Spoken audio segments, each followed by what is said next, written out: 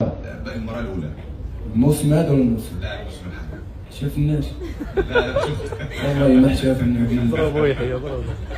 لا اوكي. الاحتفال بعد المباراة هل بسبب الثقة في مباراة العودة أم بسبب أن سيناريو المباراة النتيجة بالنسبة لكم كانت جيدة بعد أحداث المباراة كلها؟ شكرا.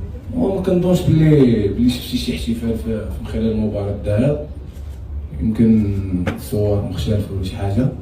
فالحمد لله يعني الهدف ديالنا وكان مرجعوش بشي خسائر كثيرة. يمكن الهدف اللي جا في هذيك الاوقات ويعني غيطمئن شويه كيف قلنا باش تبحث عن هدف، ماشي هو تبحث عن هدفين وثلاثه في مباراه الاياب. كنتمنى ان شاء الله، حنا مازال ما درنا والو، مازال الشغل وعارف المباراه تكون صعبه. فهما اللي فازوا عندنا في مباراه الذهاب دونك حنا اللي خسرنا هما اللي خصنا نربحوا في مباراه الاياب. نتمنى ان شاء الله نكونوا مازال